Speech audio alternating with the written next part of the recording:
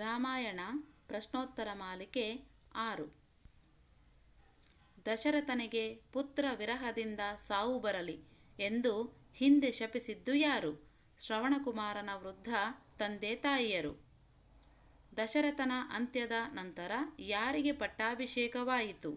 ಯಾರಿಗೂ ಆಗಲಿಲ್ಲ. ಭರತ ಶ್ರೀರಾಮನ ಯಾವ ಸಂಕೇತವನ್ನು ಇಟ್ಟುಕೊಂಡು ರಾಜ್ಯಭಾರ ಮಾಡಿದ? ರಾಮನ ಪಾದುಕೆಗಳು.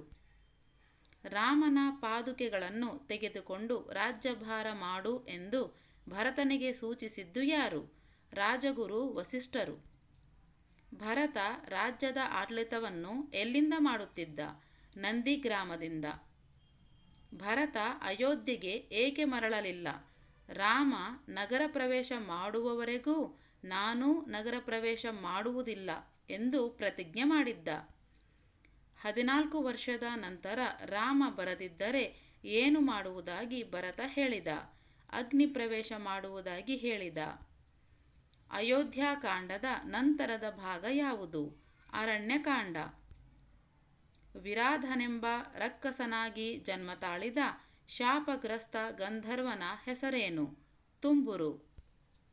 ವಿರಾಧನು ಯಾರಿಂದ ಶಾಪ ವಿಮೋಚಿತನಾದ? ಶ್ರೀರಾಮನಿಂದ.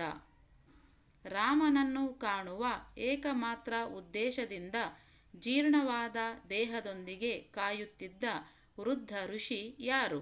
ಶರಭಂಗ. ರಾಮನನ್ನು ಕಂಡ ನಂತರ ಶರಭಂಗ ದೇಹತ್ಯಾಗ ಮಾಡಿದ್ದು ಹೇಗೆ? ಅಗ್ನಿ ಪ್ರವೇಶದಿಂದ. ಅತ್ರಿ ಮಹಾಮುನಿಗಳ ಪತ್ನಿ ಯಾರು? ಅನಸೂಯಾದೇವಿ. ಅಗಸ್ತ್ಯರ ಪತ್ನಿ ಯಾರು? ಲೋಪಾಮುದ್ರೆ. ಅಗಸ್ತ್ಯರ ಆಶ್ರಮ ಎಲ್ಲಿತ್ತು?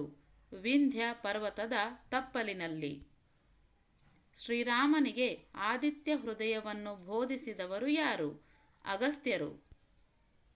ಅಗಸ್ತ್ಯರ ಬಳಿ ದೈವಿಕ ಶಸ್ತ್ರಾಸ್ತ್ರಗಳನ್ನು ಕೊಟ್ಟು ರಾಮನಿಗೆ ಕೊಡು ಎಂದು ಹೇಳಿದವರು ಯಾರು? ದೇವೇಂದ್ರ. ಅಗಸ್ತ್ಯರು ರಾಮನಿಗೆ ಎಲ್ಲಿ ಪರ್ಣಕುಟೀರವನ್ನು ಕಟ್ಟಿಕೊಳ್ಳಿರೆಂದು ಸಲಹೆಯಿತ್ತರು? ಪಂಚವಟಿ.